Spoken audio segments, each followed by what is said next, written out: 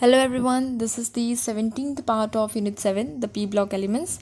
Last lecture में we discussed about the oxoacids of halogens. Now with this part, let's start with this new topic that is interhalogen compounds. तो very first thing that comes कि कौन से compounds हैं जिन्हें हम interhalogen बोल सकते हैं. So when two different halogens or when two halogens when they react with each other they form a compound and that compound is what? Interhalogen compound. मतलब जब दो अलग halogens या फिर जब दो halogens आपस में एक दूसरे के साथ जब react करते हैं तो वो एक compound form करते हैं and उसी compound को हम क्या कहते हैं? Interhalogen compound. Okay? अब ये जो इंटरहैलोजन कंपाउंड्स हैं ये अलग अलग नेचर के हो सकते हैं लाइक ये हो सकते हैं न्यूट्रल नेचर के. एग्जाम्पल मैं लिख सकती हूँ IF7 का, दैट इज़ आयोडीन हेप्टाफ्लोराइड. ओके, कैसे पता चला कि ये न्यूट्रल है? क्योंकि इसके ऊपर कोई चार्ज नहीं है कि नहीं. अगर नेगेटिव चार्ज होता है तो हम कहते हैं कि स्पीशीज़ कैसा है? अनायनिक है. अगर पॉजिटिव चार्ज होता है तो हम कहते हैं कि वो स्पीशीज़ कैसा है? कटायनिक है. अब यहाँ पे कोई चार्ज ही नहीं है ऊपर तो ये न्यूट्रल हो गया नेचर में. ओके, सो ये है न्यूट्रल का एग्जाम्पल कि इनका नेचर न्यूट्रल हो सकता है. या फिर ये अनायनिक नेचर के भी हो सकते हैं. अनायनिक का मैं एग्जांपल लिख सकती हूँ ICl2 नेगेटिव या फिर ICl4 नेगेटिव. ओके, ऊपर कौन सा चार्ज है? नेगेटिव चार्ज है, तो ये कौन सा हो गया? अनायनिक नेचर का हो गया. देन इसके अलावा हम हो सकते कटायनिक नेचर भी होता है इनके पास. ओके, ये कुछ कंपाउंड्स ऐसे होते हैं इंटरहैलोजन के जो कटायनिक नेचर भी दिखाते हैं. Like example I can write ClF2 positive. Let me clear this. Yes, cationic nature. Example क्या हो जाएगा? ClF2 positive. इनके अलावा Cl2F positive and many more. So यहाँ पे क्योंकि पॉजिटिव चार्ज आ रहा है तो ये कौन सा नेचर हो गया? कटायनिक नेचर हो गया. ओके, तो ये इस तरीके से तीन नेचर्स दिखा सकते हैं. न्यूट्रल हो सकते हैं नेचर में, या फिर अनायनिक हो सकते हैं, या फिर कटायनिक हो सकते हैं नेचर में. अब अगर हम टाइप्स की बात करें कि इंटरहैलोजन कंपाउंड्स हमें कितने टाइप्स देते हैं कंपाउंड्स के, तो बेसिकली हमें 4 टाइप्स मिलते हैं. There are 4 possible types. ये कौन से टाइप्स है? These are X, X dash, X, X3 dash, X, X5 dash and X, X7 dash. Okay, these are the 4 possible types जो इंटरहैलोजन कंपाउंड्स दिखाते हैं. अब इन 4 टाइप्स को मैं इन जनरल एक जनरल फॉर्मूला से रिप्रेजेंट करूँ तो मैं लिख सकती हूँ X, X डैश N. है कि नहीं? इन 4 टाइप्स को अगर मुझे किसी एक जनरल फॉर्मूले से रिप्रेजेंट करना है तो मैं लिख सकती हूँ X, X dash N. Right. अब यहाँ पे ये जो X है, X क्या होता है? X is going to be the central atom. क्या होगा? X होगा सेंट्रल एटम. ओके, जो सेंटर में रहेगा. जैसे हमारे पास ये आयोडीन हेप्टाफ्लोराइड का एग्जाम्पल है यहाँ पे, तो आयोडीन कहाँ आ गया? It is in centre. Okay, अब इस सेंटर को जो सराउंड करेंगे वो होते हैं सब्स्टिट्यूएंट्स. तो सब्स्टिट्यूएंट्स के तौर पे क्या होगा? X dash. Okay, X dash क्या हो गए? X dash are substituents. Okay, these are substituents. X dash. Okay, जो यहाँ पे आयोडीन हेप्टाफ्लोराइड के एग्जाम्पल में है, आयोडीन को सराउंड किया है फ्लोरीन ने, तो दैट इज़ सब्स्टिट्यूएंट. ओके, अब ये जो स्मॉल n है ये क्या हो जाएगा? स्मॉल n कोई एक पर्टिकुलर वैल्यू हो सकती है. It can be 3, it can be 1, it can be 5 और it can be 7. That is maximum. Okay, सो 1, 3, 5 और 7 दैट इज़ मैक्सिमम. इनमें से कोई भी एक वैल्यू हो सकती है n की. ओके, अब ये जो n की वैल्यू है ये क्यों सिर्फ 1 है, 3 है, 5 या 7 होती है वो हम लेटर ऑन डिस्कस करते हैं. अभी देखते हैं कि जो सेंट्रल एटम है उसकी कंडीशन क्या है. मतलब कौन सा ऐसा स्पीशीज़ है या कौन सा ऐसा एलिमेंट है जिसे हम कह सकते हैं कि ये सेंट्रल एटम के तौर पे काम कर सकता है. सो X डैश N में जो X है वो हो गया हमारा सेंट्रल. ओके, अब ये जो सेंट्रल होगा this is going to be larger in size and more electropositive. कैसा होना चाहिए? साइज़ में लार्ज होना चाहिए और ज़्यादा इलेक्ट्रोपॉजिटिव होना चाहिए. बट किसके कंपैरिजन में? In comparison to X dash. Okay, X dash की कंपैरिजन में जो X होगा कैसा होगा? Larger in size and more electropositive. Okay, so ये हो गई तो सेंट्रल की कंडीशन. अब सेंट्रल का जो हमने देखा condition that is large size and more electropositive, उस हिसाब से अगर हम देखें तो X जो है ये कभी भी फ्लोरीन नहीं हो सकता.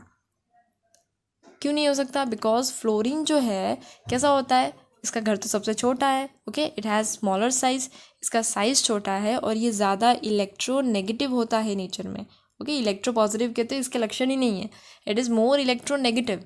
तो ये तो उल्टा हो गया इस कंडीशन के।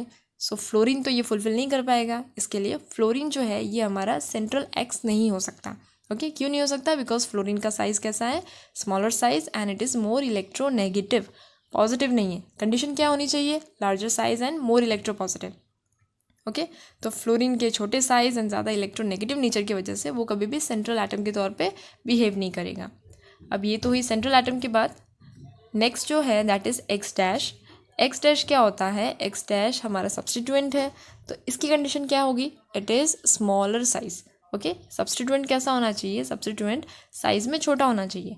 अब उस हिसाब से अगर देखें तो ये जो स्मॉलर साइज कंडीशन है ये कभी भी आयोडीन फुलफिल नहीं कर पाएगा, ओके। स्मॉलर साइज जो हमें चाहिए that is in comparison to X, X के कंपैरिजन में एक्स डैश का साइज़ कैसा होना चाहिए? छोटा होना चाहिए। अब आयोडीन जो है ये तो सबसे बड़ा हैलोजन है, हम जो सीक्वेंस लिखते हैं हैलोजन्स की that is fluorine, chlorine, bromine and iodine. तो आयोडीन तो सबसे नीचे आया और हम जानते हैं कि गोइंग टॉप टू बॉटम क्या होता है, नए शेल्स ऐड हो रहे हैं, सो साइज़ इंक्रीज़ हो रहा है। सो उस हिसाब से तो आयोडीन का साइज़ तो बहुत बड़ा है, सो आयोडीन ये कंडीशन फुलफिल नहीं कर पाएगा, that is smaller size condition. And so that is why X dash की जगह पे मतलब एज अ सब्स्टिट्यूएंट हम आयोडीन को नहीं ले सकते, ओके। अब जो स्मॉल एन बचा that is in X dash n में, ये जो एन बचा ये 1, 3, 5 या 7 ही होगा, जो हम ऑलरेडी समझ चुके हैं। इसका रीज़न जानते हैं आगे। So as the ratio between radii of X and X dash increases the number of atoms per molecule also increases. जैसे जैसे जो रेशियो है दोनों के रेडियस का, दोनों जो एटम्स है एक्स हो गया एक्स डैश हो गया, इन दोनों के बीच का जो रेडियाई का डिफरेंस आ रहा है, जितना ज़्यादा वो डिफरेंस रहेगा उतना ज़्यादा नंबर ऑफ़ एटम्स, जो एन का वैल्यू हम लिखेंगे उतना ज़्यादा number of atoms per molecule बढ़ेगा। जैसे अगर मैं आयोडीन हेप्टाफ्लोराइड की बात करूँ तो एक तरफ है iodine that is a central and दूसरी तरफ सब्स्टिट्यूएंट में है फ्लोरीन, ओके। अब फ्लोरीन ठहरा छोटे साइज़ का, ओके, सबसे पहला एलिमेंट है ये। आयोडीन ठहरा लार्जर साइज, सबसे आखिरी वाला हैलोजन है। तो इनके बीच में तो बहुत ज़्यादा रेडियस का डिफरेंस है। अब आयोडीन का साइज़ बड़ा है मतलब उसका रेडियस भी तो बड़ा रहेगा, फ्लोरीन का साइज़ छोटा है मतलब उसका रेडियस भी तो छोटा रहेगा। सो उन दोनों के बीच में रेडियस का जो डिफरेंस आ रहा है कि एक का इतना ज़्यादा एक का इतना कम, क्योंकि ये डिफरेंस ज़्यादा है इसकी वजह से जो number of atoms per molecule आ रहे हैं वो भी इंक्रीज़ हो जा रहा है, वो भी ज़्यादा बढ़ जा रहा है। So iodine 7 fluoride it should have maximum number of atoms as the ratio of radii between iodine and fluorine should be maximum, okay. इनका तो डिफरेंस बहुत ज़्यादा मैक्सिमम है क्योंकि एक ठहरा पहला वाला और एक ठहरा आखिरी element, okay. So that is why formula क्या हो जाता है, it becomes IF7 that is having maximum number of atoms. So iodine heptafluoride क्यों 7 है यहाँ पे n, बिकॉज क्योंकि आयोडीन और फ्लोरीन के बीच में जो रेडियाई रेशियो है वो बहुत ज़्यादा है दोनों के डिफरेंस में। सो क्योंकि डिफरेंस ज़्यादा है तो नंबर ऑफ़ एटम्स भी ज़्यादा बढ़ते हैं। Now coming to the point कि जो n की वैल्यू है वो हम 1, 3, 5 और 7 लिखते हैं, वो क्यों हो रहा है? तो हम जानते हैं कि जो x डैश n है इसमें सेंट्रल एलिमेंट कौन सा है हमारा, x है। अब x है तो x भी तो हैलोजन ही है एक्सेप्ट फ्लोरीन। फ्लोरीन की बात नहीं कर रहे यहाँ पे क्योंकि जस्ट नाउ वी डिस्कस्ड कि x जो है वो फ्लोरीन नहीं हो सकता, तो ये अदर देन फ्लोरीन की बात है। तो फ्लोरीन के अलावा जो बाकी हैलोजन्स है सबकी कन्फिग्रेशन तो सेम ही रहेगी, NH2 NP5 जो कि जनरल कन्फिग्रेशन है किसकी, हैलोजन्स की। सो हैलोजन की जनरल कन्फिग्रेशन है NH2 NP5, वो चीज़ हम यहाँ देखते हैं ग्राउंड स्टेट में कि NH2 NP5 में NH2 यहाँ पे और NP5 5 इलेक्ट्रॉन्स। अब यहाँ पे NP5 तक भले इलेक्ट्रॉन है बट इनके पास वेकेंट d ऑर्बिटल भी होता है, ओके। भले ही वेकेंट मतलब खाली घर पड़ा है बट घर तो है इनके पास रहने के लिए। तो ND जो है ये वेकेंट पड़ा रहेगा, जब इसकी ज़रूरत पड़ेगी तब इसे यूज़ करेंगे, बाकी ये ऐसे खाली पड़ा है। अब ये तो ग्राउंड स्टेट की कंडीशन हुई। तो ग्राउंड स्टेट में हम देख सकते हैं कि यहाँ पे कितने सिंगल इलेक्ट्रॉन है, that is 1 single electron, okay. तो ये जो अनपेयर्ड इलेक्ट्रॉन है बाकी सारे तो पेयर्ड है, अपना अपना पेयर बना के बैठे। ये बेचारा अकेला बैठा है। Okay, this one unpaired electron, ये क्या बताता है कि यहाँ पे इस एक इलेक्ट्रॉन की मदद से हम बॉन्ड कर सकते हैं किसी दूसरे एटम के साथ, मतलब ये वन बॉन्डिंग कैपेसिटी दिखा रहा है। सो इस स्टेट में आई कैन से कि ये +1 का ऑक्सीडेशन स्टेट बता सकता है। Okay, so there is possibility of +1 oxidation state. कब हुआ ये? ग्राउंड स्टेट में। ओके, ओरिजिनली ये जिस स्टेट में है उसी स्टेट की बात कर रहे हैं हम। अब ये तो हुई ग्राउंड स्टेट की बात। ग्राउंड स्टेट से अगर एक्साइटेशन स्टेट में जाता है, अगर हाइड्रोजन का जो एटम है वो ग्राउंड स्टेट से फर्स्ट एक्साइटेशन स्टेट में जाता है, तो फर्स्ट एक्साइटेड स्टेट में क्या होगा? जो इलेक्ट्रॉन्स यहाँ पे ऑलरेडी पैड थे, जो अपनी जोड़ी बना के बैठे थे, दैट इज दिस वन, ये जो पैड है इलेक्ट्रॉन, ये क्या करेंगे? ये जंप करेंगे उस वेकेंट घर में जो इनके पास ऑलरेडी पड़ा हुआ है। ओके, तो इनके पास घर तो था ऑलरेडी, सो यहाँ से एक इलेक्ट्रॉन जंप करेगा और यहाँ पे आ जाएगा। So in the first excited state हम क्या देखते हैं? सेकेंड स्टेप में जो दो इलेक्ट्रॉन्स पैड है वो तो पैड ही रहेंगे, यहाँ से एक इलेक्ट्रॉन निकला और कहाँ गया? इधर आ गया। Okay, now in this condition that is the first excited state, क्या हो रहा है? हमारे पास सिंगल इलेक्ट्रॉन्स मतलब अनपेयर्ड इलेक्ट्रॉन्स कितने हो गए? 3 इलेक्ट्रॉन्स हो गए। So this 3 unpaired electron, these 3 unpaired electrons they account for the +3 oxidation state, मतलब इन 3 इलेक्ट्रॉन्स की मदद से हम बॉन्डिंग कर सकते हैं किसी दूसरे एटम के साथ। सो यहाँ पे स्टेट क्या हो गया? +3 ऑक्सीडेशन स्टेट हो गया, क्योंकि हमारे पास 3 अनपेयर्ड इलेक्ट्रॉन्स हैं। अब इस 3 के बाद जो सेकंड एक्साइटेड स्टेट आएगा, मतलब ये फर्स्ट एक्साइटेड स्टेट के बाद भी अगर उसको वापस एक्साइटेशन मिला, तो सेकंड एक्साइटेड स्टेट में क्या हो जाएगा? अब जो पेयरिंग बची है वो यूज़ होगी। सो यहाँ पे ये इलेक्ट्रॉन पेयर्ड अप है, तो यहाँ से क्या होगा? फर्स्ट एक्साइटेड स्टेट में, मतलब सेकेंड स्टेट में जब ये जाएगा तो यहाँ से एक इलेक्ट्रॉन जंप मार के यहाँ आ जाएगा। ओके, घर की तो कमी है नहीं इनके पास। ओके, वेकेंट ऑर्बिटल तो ऑलरेडी है ही। सो एक्साइटेशन अगर मिला तो वो इलेक्ट्रॉन वहाँ जाके उस स्पेस को यूज़ करेगा। सो ये इलेक्ट्रॉन यहाँ चला गया, तो क्या कंडीशन मिली हमें सेकेंड एक्साइटेड स्टेट की? हमें 5 अनपेयर्ड इलेक्ट्रॉन्स मिल गए। Okay, now this 5 unpaired electrons they account for +5 oxidation state. Okay, so ये 5 बॉन्डिंग कैपेसिटी दिखा सकते हैं 5 की, ये 5 बॉन्ड बना सकते हैं एटम्स के साथ। Now comes the third excited state. अब यहाँ पे इनके पास ऑलरेडी स्पेस तो है ही, डी ऑर्बिटल तो इनके पास ऑलरेडी पड़ा है। सो इस इलेक्ट्रॉन को जो ऑलरेडी पेयर्ड है, यहाँ से क्या होगा? एक्साइटेशन मिलेगा, तो यहाँ से एक इलेक्ट्रॉन जंप मार के चला जाएगा इस ऑर्बिटल में। ओके, क्योंकि स्पेस की तो कमी है नहीं इनके पास। So in the third excited state हम क्या देखते हैं? कितने सिंगल इलेक्ट्रॉन बनते हैं हमारे पास? 1 2 3 4 5 6 and 7। Okay, so there are 7 electrons जो कि अनपेयर्ड है, तो वो 7 बॉन्ड अप कर सकते हैं किसी ना किसी एटम के साथ। Okay, so in this case क्या हो जाएगा? +7 का ऑक्सीडेशन स्टेट दिखा सकते हैं। एंड सो 1 फुलफिल हो जाता है, 3b and 5b and 7b। So that is why we get n value as 1, 3, 5 और 7. These are the possible values, ना कि 2, 4, 6. एंड वो क्यों नहीं होता वो हमने अभी देखा। Now let's see the preparation part. Preparation जो है, the interhalogen compounds they can be prepared by the direct combination, मतलब डायरेक्टली 2 हैलोजन्स को मिलाया और कंपाउंड बनाया, या तो by the action of halogen on lower interhalogen compound, मतलब हैलोजन का जो एक्शन होगा किसी लोअर इंटरहैलोजन कंपाउंड्स पे, उनके साथ रिएक्ट करवा के वो कंपाउंड बना सकते हैं। So the product form it depends upon some specific conditions. जैसे in this equation, chlorine with equal volume of fluorine at this certain temperature क्या बनाता है? ClF बनाता है। अब यहाँ पे दोनों के मोल सेम ही है, क्लोरीन भी 1 मोल, फ्लोरीन भी 1 मोल। ओके, तो ये क्या बना के दे रहा है? It is forming ClF। अब ये तो इक्वल वॉल्यूम थे, इक्वल मोल्स के थे, लेकिन अगर किसी एक को हम एक्सेस कर दें, जैसे in the second equation over here, excess अगर हमने फ्लोरीन को कर दिया, मतलब 3 मोल्स कर दिए, तो क्या बनेगा? ClF3। वहीं पे अगर आई और Cl की बात करें, आयोडीन और Cl की, तो क्या हो जाएगा? इक्वल मोल्स है दोनों के, इसके भी 1 मोल, इसके भी 1 मोल, तो क्या बनेगा? ICl। लेकिन अगर वहीं पे क्लोरीन को एक्सेस कर दिया, बढ़ा दिया, 3 टाइम्स कर दिया, तो क्या बन जाएगा? ICl3। ओके, उसी तरह ब्रोमीन और फ्लोरीन के केस में, जब फ्लोरीन को ज़्यादा लिया डाइल्यूट करके पानी के साथ, सो 3 मोल्स लिए, तो क्या बना प्रोडक्ट में? BrF3। एंड अगर उससे भी ज़्यादा एक्सेस कर दिया, मतलब 3 मोल्स की जगह पे और ज़्यादा करके 5 मोल्स कर दिया, तो क्या प्रोडक्ट मिलेगा? BrF5। Okay, so these are the respective products that are formed and it depends on the specific conditions, कि कहीं पे कुछ टेम्परेचर है, कहीं पे कुछ और टेम्परेचर है।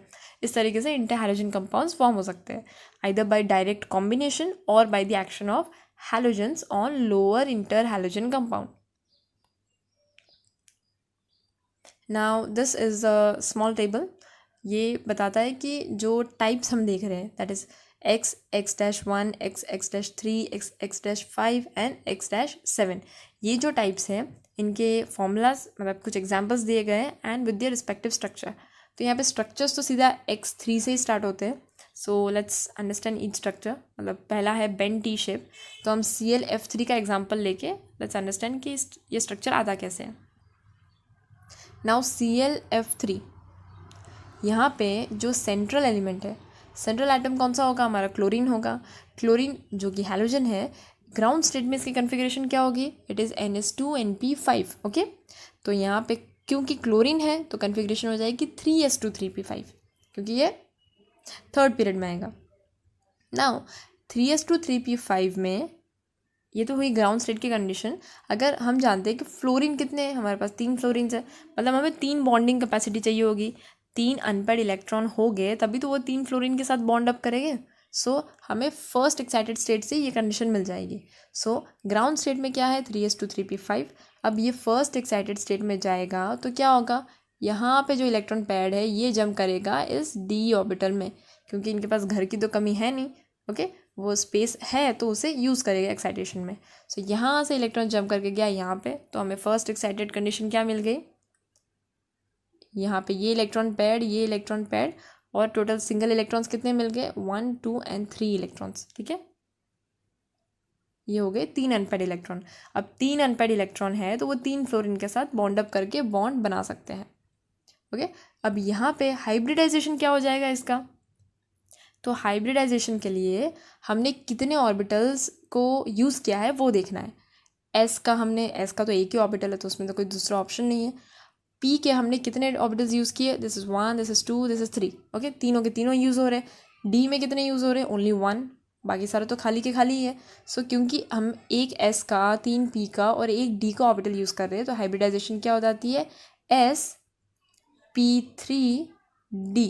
ओके, तो हाइब्रिडाइजेशन क्या हो गई, sp3d हाइब्रिडाइजेशन. ओके, ये किसका एग्जाम्पल था, ClF3, मतलब इन जनरल x3 टाइप. यहाँ पे हमने देखा कि किस तरीके से जो बॉन्डिंग कैपेसिटी है वो 3 पे गई, मतलब +3 का स्टेट दिखाया और वहाँ पे फ्लोरीन के साथ वो बॉन्ड अप हुआ and hybridization becomes sp3d. Now ये जो अरेंजमेंट है इसके ज्योमेट्री का, मतलब जो स्ट्रक्चर हम देखते हैं, हमने पढ़ा है अब तक कि हम लोन पेयर बॉन्ड पेयर को इस तरीके से एडजस्ट करते हैं कि मिनिमम रिपल्जन होना चाहिए. तो उस हिसाब से तो हम जो फ्लोरीन है, यहाँ पे क्लोरीन, इस तरीके से फ्लोरीन, इस तरीके से फ्लोरीन, और यहाँ पे ऊपर एक लोन पेयर और नीचे एक लोन पेयर लगा सकते हैं तो रिपल्जन तो मिनिमम होगा. लेकिन ऐसा नहीं होता, क्योंकि जब ट्राइगोनल बाई पिरामिडल ज्योमेट्री आ जाती है तब एक रूल काम लगता है, that is the Bent's rule. क्या बोलते हैं उसे, बेंड्स रूल. ओके,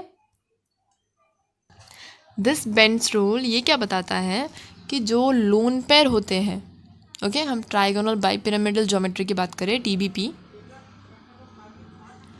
ये जो लोन पेयर्स होते हैं, ये लोन पेयर क्या चाहते हैं कि लोन पेयर हमेशा कौन सी पोजीशन पे रहे, इक्विटोरियल पोजीशन पे रहे. कौन सी पोजीशन पे, इक्विटोरियल पोजीशन पे. एंड जो हाई इलेक्ट्रोनेगेटिव है, जो एटम ज़्यादा हाई इलेक्ट्रोनेगेटिव एलिमेंट का है, वो कहाँ पे जाएगा, वो जाएगा एक्सियल पोजीशन पे. ओके, सो लोन पेयर जाएगी इक्विटोरियल पोजीशन पे और हाई इलेक्ट्रोनेगेटिव जाएगा एक्सियल पोजीशन पे. अब यहाँ पे इक्विटोरियल पोजीशन और एक्सियल पोजीशन कौन सी है, तो हम जो ड्रॉ करते हैं TBP, दैट इज़ सपोज ये हो गया हमारा x. ठीक है, यहाँ पे x डैश, यहाँ पे x डैश, यहाँ पे x डैश, यहाँ पे x dash, this one x dash. Okay, trigonal bi pyramidal, ये आई होप ज्योमेट्री आपको क्लियर है, जो हम क्लास 11 में पढ़ चुके हैं कि यहाँ पे एक ट्राइगोनल बनता है और ऊपर एक पिरामिडल और नीचे एक पिरामिडल, इसलिए ये हो जाता है ट्राइगोनल बाई पिरामिडल. ओके, अब ऐसी ज्योमेट्री में ये जो बॉन्ड है और ये जो बॉन्ड है, ये कौन से बॉन्ड्स होते हैं, ये होते हैं हमारे एक्सियल बॉन्ड. कौन से बॉन्ड, एक्सियल बॉन्ड. ओके, जो एक्सिस पे आ रहे हैं, एक्सियल बॉन्ड. और ये जो साइड पे है, जो सब्स्टिट्यूएंट्स है, ये कौन से बॉन्ड्स हो जाएंगे, ये दिस वन ये हो जाएंगे हमारे इक्विटोरियल बॉन्ड। कौन से बॉन्ड हो जाएंगे, equatorial bonds. Okay clear. So ये साइड वाले हो गए इक्विटोरियल एंड ये वाले एक्सेस वाले हो गए एक्सियल बॉन्ड। नाउ अब आते हैं इसके अरेंजमेंट पे। सो क्योंकि बेंट्स रूल कहता है कि लोन पेयर होना चाहिए इक्विटोरियल पोजीशन पे, इक्विटोरियल पे लोन पेयर होना चाहिए, तो हम उसका अरेंजमेंट कैसे करते हैं ClF3 में।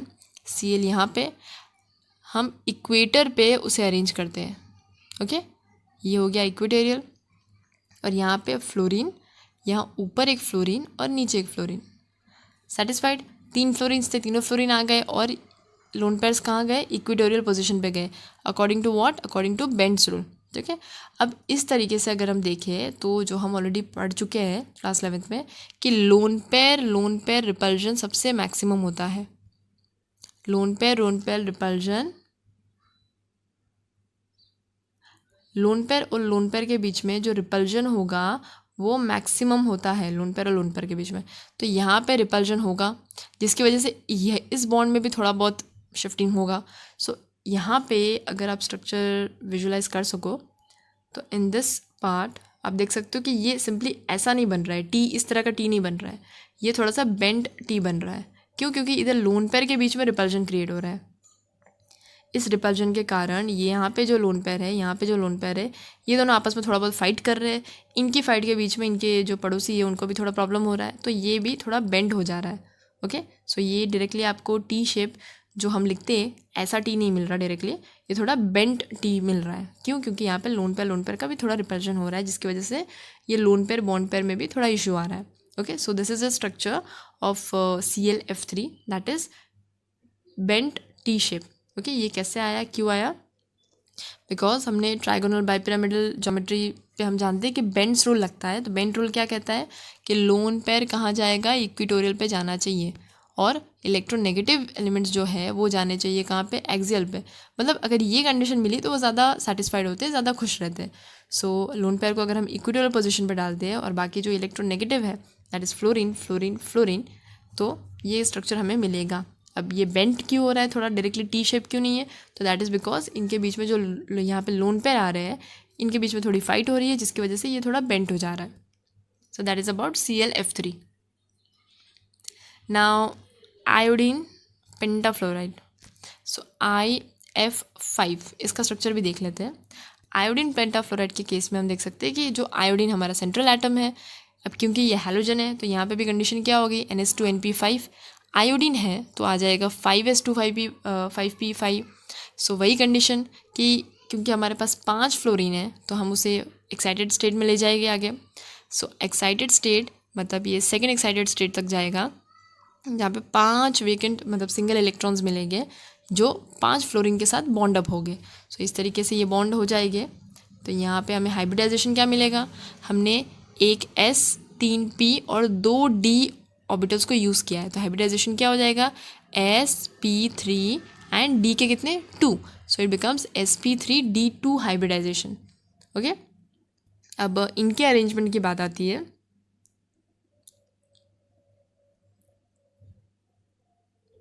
यस इनके अरेंजमेंट की अगर बात आती है तो जो लोन पेयर है अब वो कहाँ जाएगा, तो क्योंकि ये भाई ट्राइगोनल बाइपिरामिडल का केस नहीं है तो यहाँ पे हम नॉर्मली मान के चले गए कि जहाँ पे मिनिमम रिपल्जन क्रिएट हो वहाँ पे हम लोन पेयर को एडजस्ट करेंगे।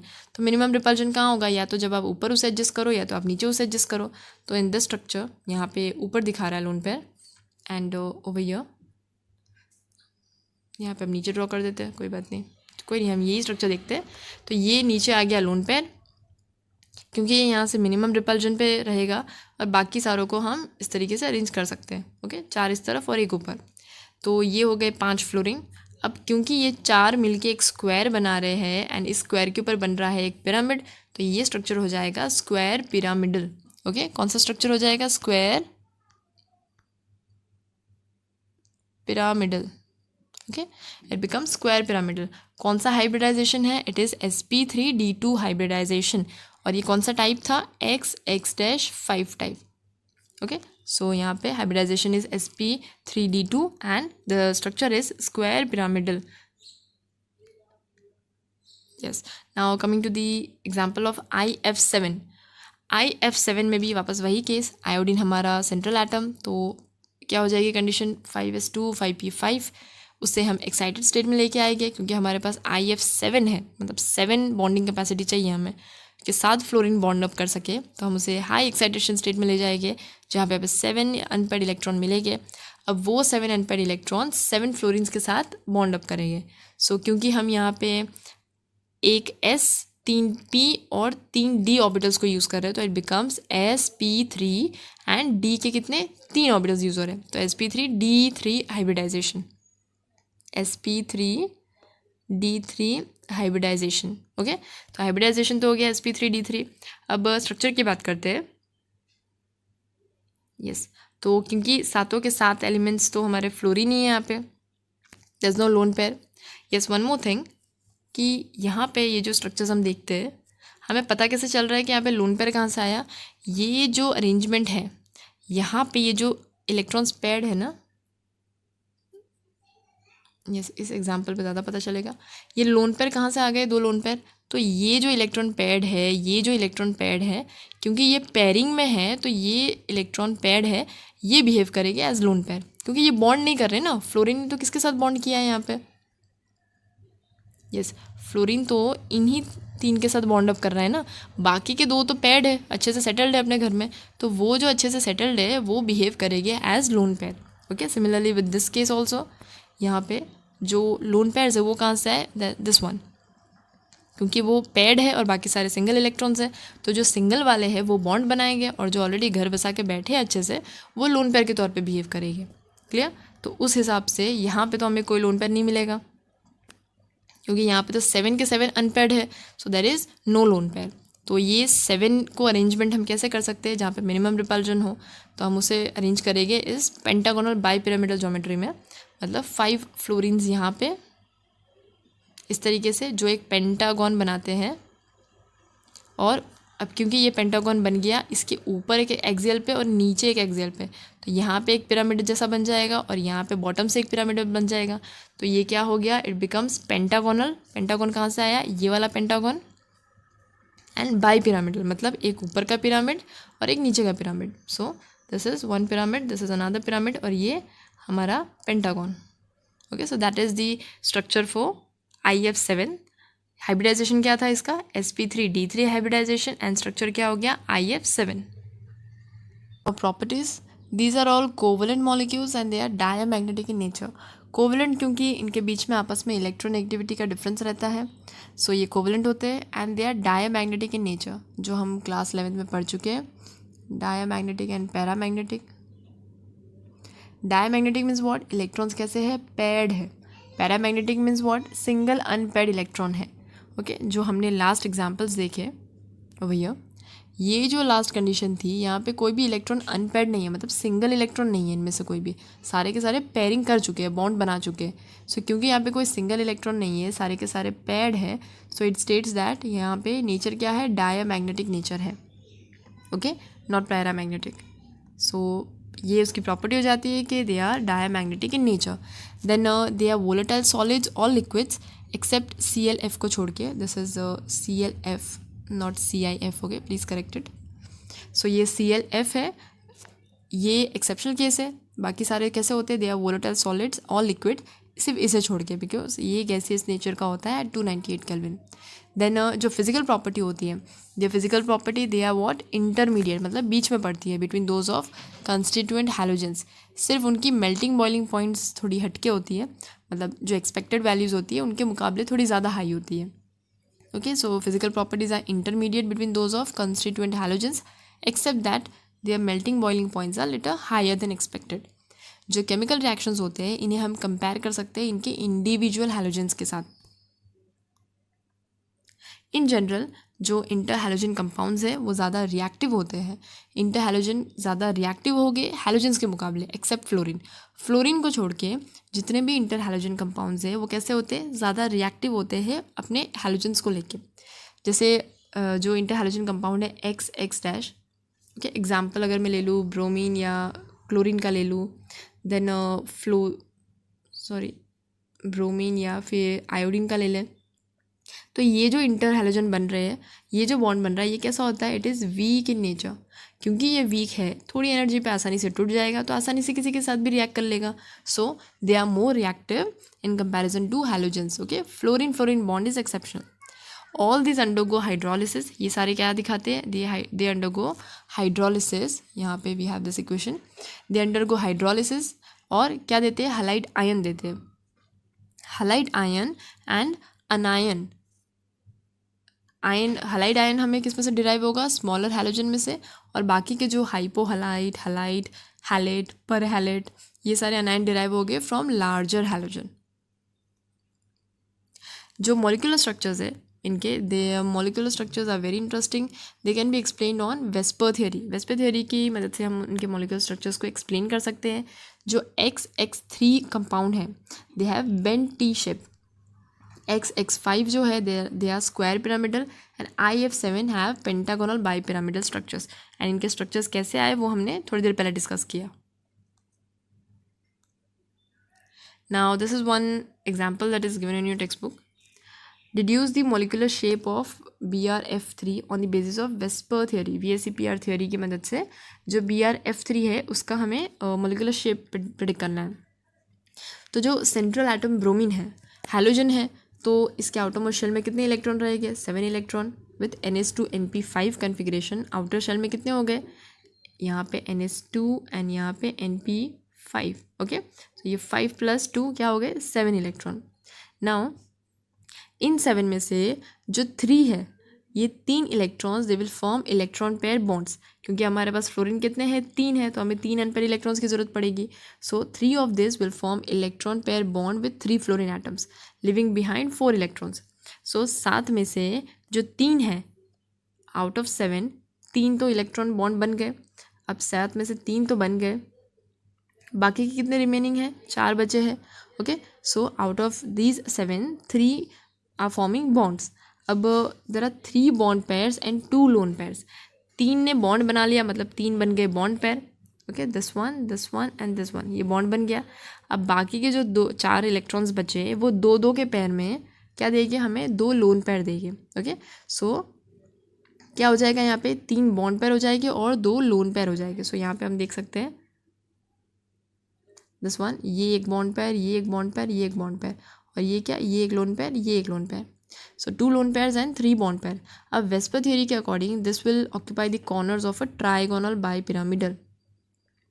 The 2 lone pairs will occupy the equatorial position, ये इक्वेटोरियल पे आ गए, to minimize lone pair repulsion and the bond pair lone pair repulsion। सबसे मैक्सिमम जो हम ऑलरेडी पढ़ चुके हैं पहले लोअर क्लासेस में, कि जो लोन पेयर और लोन पेयर होते हैं उनके बीच में रिपल्शन सबसे मैक्सिमम होता है। ठीक है, इसके बाद आते हैं lone pair bond pair, lone pair bond pair, and इससे भी बाद में आएंगे bond pair. Okay, so maximum किसका रिपल्शन होगा, लोन पेयर का, और मिनिमम किसका, बॉन्ड पेयर का, और इंटरमीडिएट मतलब बीच में पड़ेगा lone pair and bond pair. So according to this theory क्या होगा, जो 2 लोन पेयर है they will occupy the equatorial position, तो वो आ गए इक्वेटोरियल पे यहाँ पे, एंड जो बाकी के बॉन्ड पेयर्स है वो आएंगे इस तरीके से इस पोजीशन पे, सो दैट जो रिपल्जन है वो मिनिमाइज हो सके। In addition the axial fluorine atoms will be bent towards the equatorial fluorine in order to minimise the lone pair repulsion. और शेप क्या हो जाएगा, यहाँ पे हमें डायरेक्टली टी शेप तो मिल नहीं रहा, ऐसा डायरेक्टली शेप तो नहीं मिल रहा, ये हल्का सा इस तरफ आ रहा है। वो क्यों, बिकॉज यहाँ पे रिपल्जन जो हो रहा है उसी रिपल्जन को बैलेंस करने के लिए ये थोड़ा सा यहाँ पे मूव कर जा रहा है। So it is forming something like this kind of structure. Okay, तो ये हो गया बॉन्ड पेयर, सॉरी यहाँ पे ये हो गया दिस बॉन्ड पेयर, तो ये फॉर्म कर रहा है एक बेंट टी शेप। सो यहाँ पे जो मॉलिक्यूल का स्ट्रक्चर हो जाएगा, जो शेप हो जाएगा, that is going to be bent T shape. Okay, so it is slightly bent T. Now uses, these compounds can be use as non aqueous solvent. ये नॉन एक्वेस सॉल्वेंट जो inorganic solvents हम बोलते हैं, इनके तौर पे use हो सकते हैं। Interhalogen compounds they are very useful as fluorinating agents. Fluorinating agents in the sense what, कि कोई भी इंटर हैलोजन कंपाउंड है, अगर हम उसे किसी भी कंपाउंड में ऐड कर रहे हैं तो वो अपना फ्लोरीन वहाँ पे दे सकता है। Okay, so they are good as fluorinating agents. ClF3, BrF3 are used for the production of UF6 in the enrichment of uranium-235. Okay, ये भी इसका एक यूज़ है कि ClF3 हो गया, BrF3 हो गया, उनको हम UF6 के प्रोडक्शन में यूज़ करते हैं for the production of UF6 in the enrichment of uranium. So these are the uses.